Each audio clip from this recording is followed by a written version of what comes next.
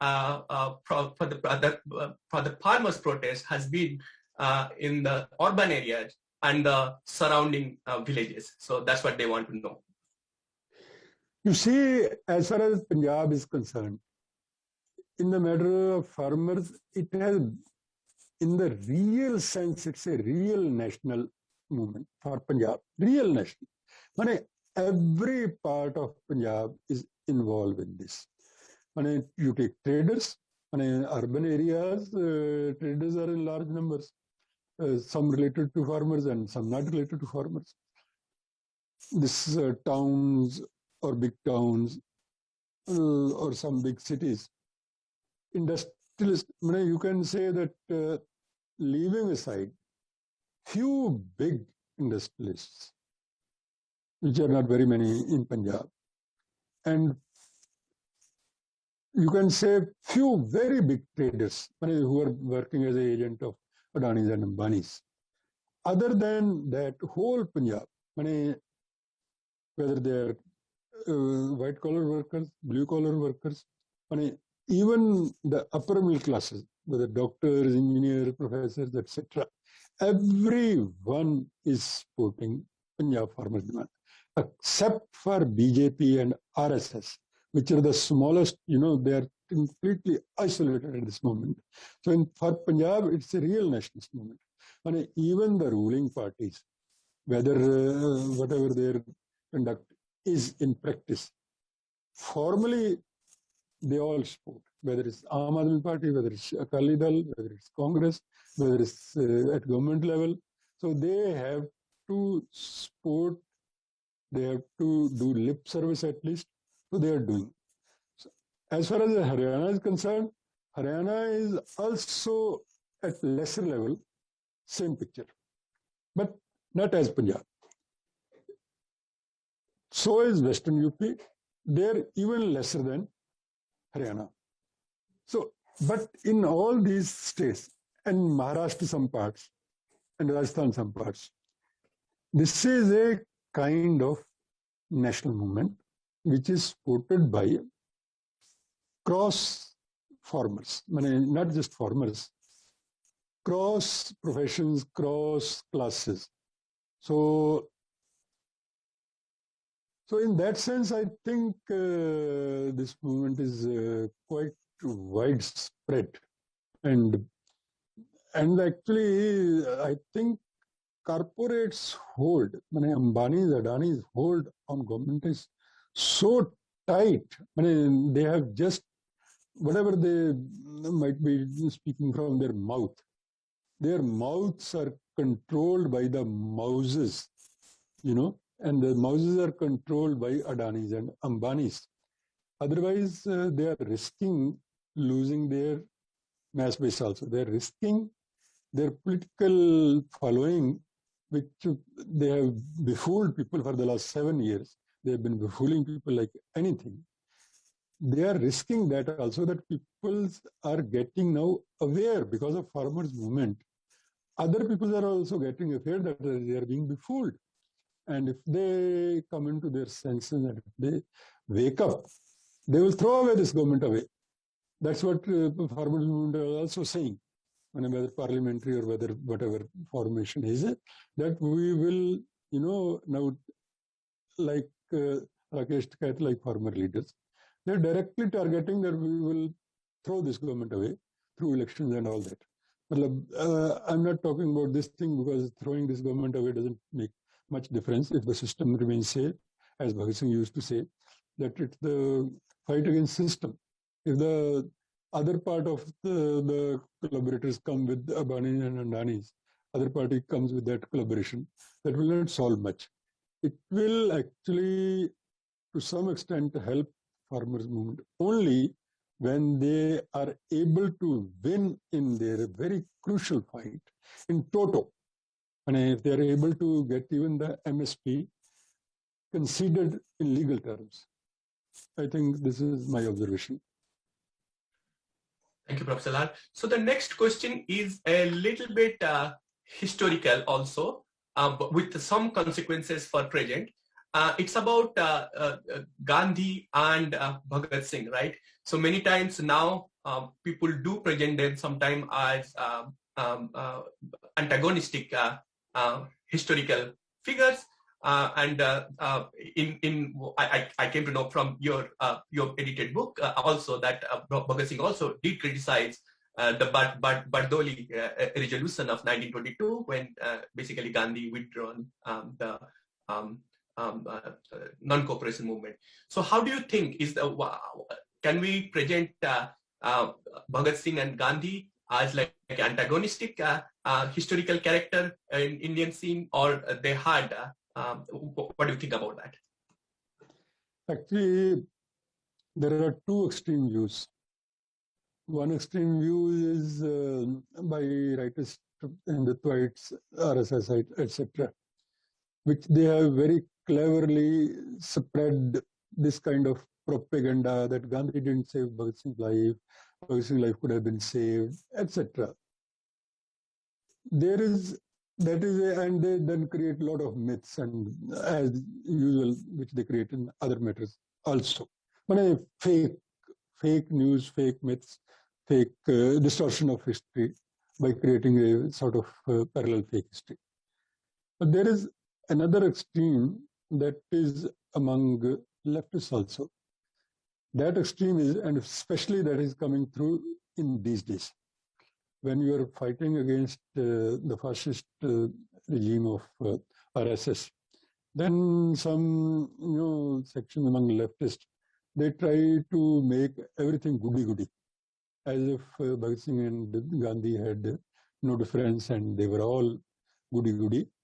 You see, things should remain in their, factualness and exactness and as reality. Not as, you interpret in such a way that some aspect of the facts is shadowed. So what I will say, that Bhagat Singh and Gandhi never had any antagonistic relation as such, even when they were alive, both alive. They had a parallel viewpoints, parallel perception of life, parallel perception of India's future. How to make Indian society post-revolution or post-independence, both had a different perception. And both were critical of each other. Gandhi was also critical of Bhagat Singh movement, and Bhagat Singh and his comrades were also critical of Gandhi's perception and movements. But they didn't have that kind of antagonistic relations as with RSS type or Hindutva type. Because Bhagat Singh is Naujawan Bharat Sabha, they all have been using Congress platforms for propagation of their views. Because Punjab Congress headquarters in Lahore was the headquarters of Naujawan Bharat Sabha also. They were critical of each other, but then they were providing space to each other as well. And they were also going. Even Karachi Congress, where Gandhi was condemned, he was shown black flowers, etc. In that Karachi Congress itself, Naujawan Bharat Sabha had held its conference. And their people from Congress had been going to that conference as well, which means they were having different viewpoints, even radically different viewpoints. But as an independence movement, they did acknowledge, Bhagat Singh and his comrade did acknowledge that Mahatma Gandhi is a mass leader.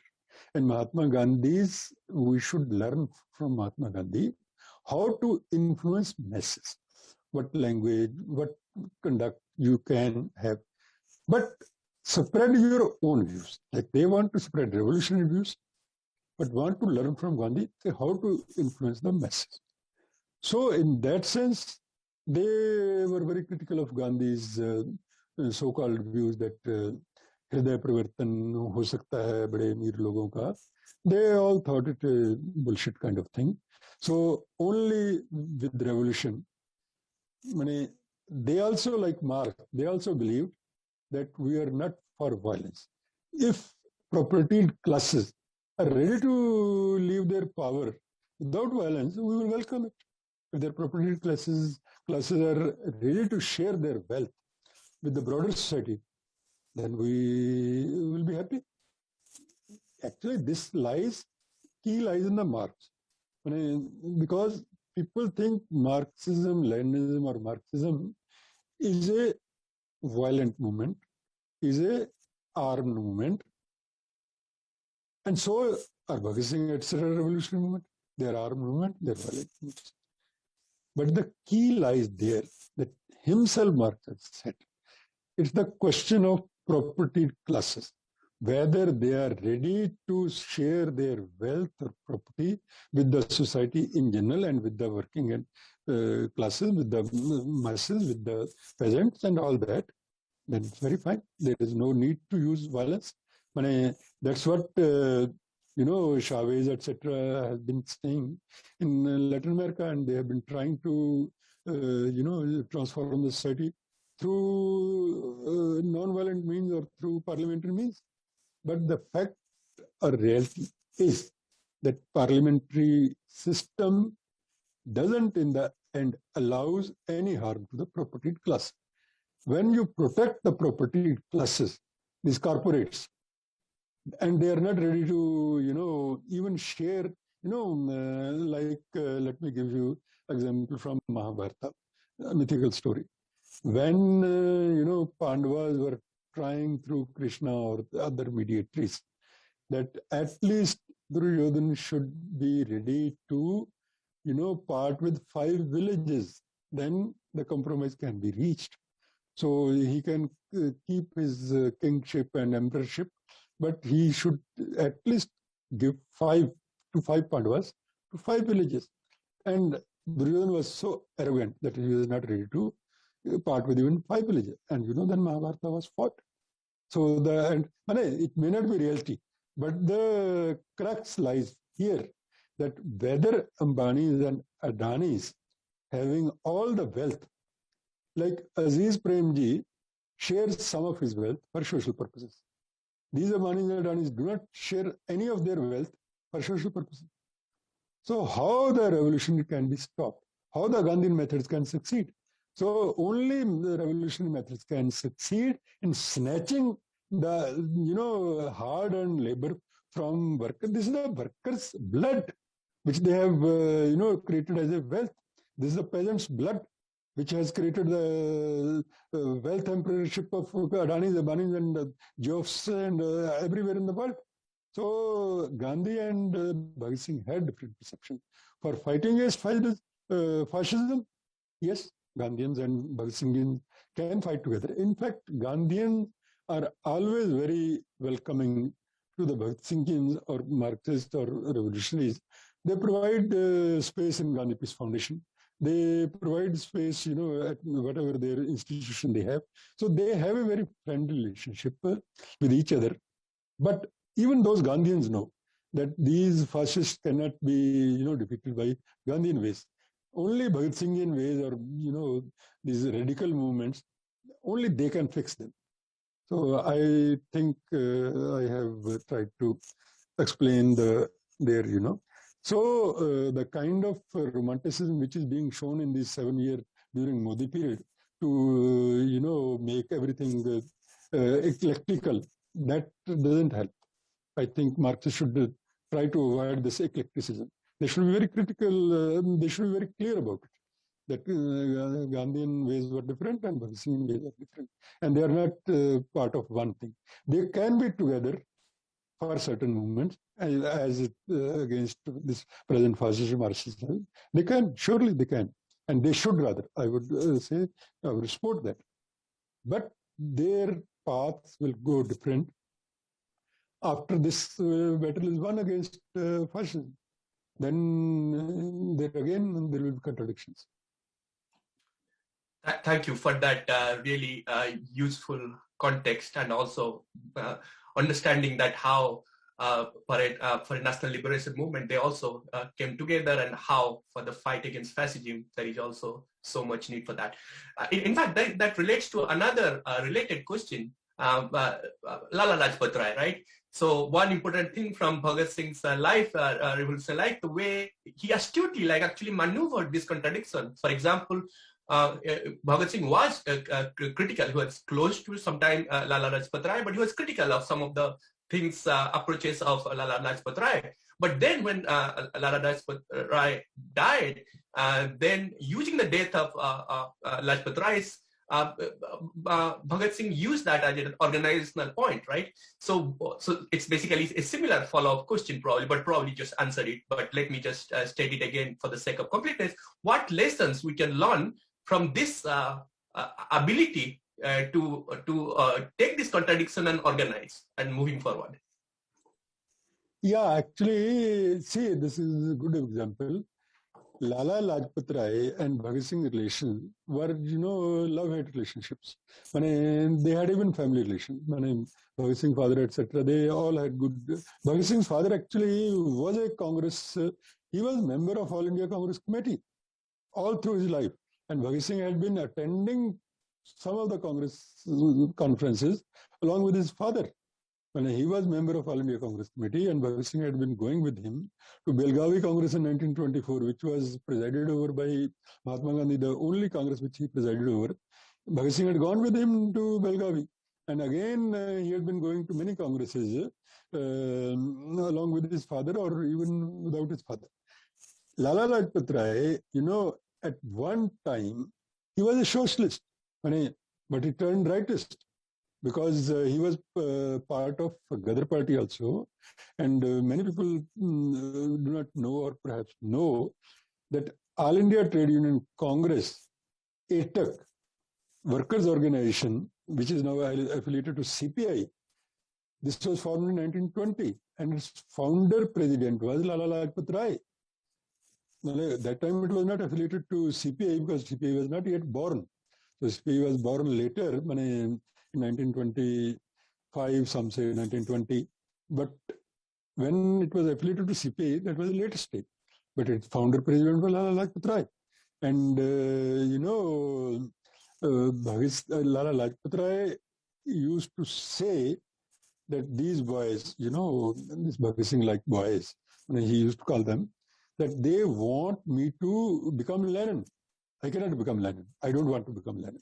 So that's how this country, and then he turned Hindutvaite. When he turned Hindutvaite, the term was not used Hindutvaite at that time, but he became close to Hindu Mahasabha, etc. Then Bhagat Singh and his comrade criticized him like anything. That Lala is turning into a sort of very narrow sectarian man. But not only his death, in fact, when Simon Commission came, this Bhagat Singh Naujawan Bharat Sabha approached Lala Lajpat Rai, because you are the tallest leader of Punjab, nationalist leader, so you should lead the procession against Simon. And Lala agreed. They both were, critical of each other. Lala has stopped the doors of their house for Bhagat Singh. But then when the time came, Simon Commission came and this came. And this call was given by Chittaranjan Das' widow, Basanti Devi, that such a tall leader has been killed by British. And will the youth not avenge it? That's why actually, which I referred earlier, that they had to shun their new path, which they had planned in 8th and 9th September conference in Delhi. They had to shun the violence, they had to shun the inequities, etc. And they were to organize masses, whether peasants, whether farmers. But they had to leave this path, and that was the end of it. Because the Bhagat Singh, etc. knew. That's why he knew it, that once we do this, our movement will come to an end. Because their organization was that strong. There were hardly 100 people or so in HSR or so. And so many people were killed, so many people were arrested, so many people became police, approvers, etc. So that's why there was sort of historic limitation to all that. So that's how the present farmer movement has to, negotiate the contradictions with the so-called bourgeois parties and within themselves also, within farmer organization also, as Bhagat Singh has been doing. And Bhagat Singh has been doing very successfully. Thank you, Professor Lal, for explaining it exactly in the way Bhagat Singh dealt with it. The next question is also a little bit similar to Bhagat Singh relationship. It's from Bani Kanan. Can you, would you mind, they want to know Bhagat Singh's relationship with Ambedkar and Bose as historical figures also acting in India during the same time. Actually, Bhagat Singh and Ambedkar, to my knowledge, they have never met. But Bhagat Singh's name had become known everywhere. And Periyar was rather a bigger admirer of Bhagat Singh than probably Ambedkar. And Periyar was himself was a little radical in the sense that he was a professed atheist and he was spreading atheist movement. And he was very happy about Bhagat Singh's essay, Why Am I an Atheist? So his editorial after Bhagat Singh's execution, that was the first editorial, and actually, because on 23rd March they were hanged, and 29th March issue of Kudai Arsu, the Tamil journal edited by Periyar, he wrote a very stinging editorial, which actually got into English after 75 years. I brought it into English in 2006. I got its copy in Tamil and then got it translated, and then I think probably they also translated, and then it came into English. Then only it came to be known everywhere, now all languages, no Periyar. Ambedkar also wrote editorial in his Marathi weekly, Janta, which was not even known for 85 years. Marathi people knew it. But in just, I think, 2014 or 15 or 16, so some Marathi knowing friend, he gave me that copy. I was surprised. Then I requested people. Then Anand Teltumbade, he translated in English. Some other friend translated in Hindi, and I translated in Punjabi and in many languages. And it was a very mild editorial. But there has been similarity of views at another level, even without meeting. Bhagat Singh's essay, Achut Samasya, the issue of untouchability, that is actually more radical than even Ambedkar's views about Dalits. So Dalit term was not used that time. And in another manner, they support each other. Because this essay was published in, I think, 1928 or maybe 1927. It has to be checked. I have given in the book. So, because Dalits were demanding a reservation on the pattern of Muslim, and Dr. Ambedkar was demanding it. And Congress was opposing it. Later on, this 32 Pact came much later. But Bhagat Singh at that time in his essay supported Dalits' right to reservation. He said, actually he gave an example, that if you cannot treat Muslims well and the Muslims get reservation, and then if you cannot treat Dalits well and you treat them at subhuman level, then they have a right to reservation. And this he said very clearly, that anyway that supported Ambedkar's demand for reservation. And then at another level, it's a small essay, he addresses Dalits he himself was not a Dalit, but he addresses them in a most fiery manner, that you are the lions of India, you are the protectors of India. So you are lions and you rise up and snatch your rights. He doesn't say that you demand your rights or you agitate for your rights, but snatch your rights. He wants Dalits to snatch their rights in a radical manner, as a revolutionary manner, as they themselves were, demanding freedom of India, or they wanted to snatch freedom of India. They knew that we do not beg from, Britishers that please give our freedom. They said if we have strength, we will snatch our revolution, freedom from them. That's what they wanted from Dalits also. To snatch their right, the dignity is their right, equality is their right, and they should snatch it with their strength and with their power. That's how Ambedkar and, Bhagat Singh come closer to each other, even without meeting.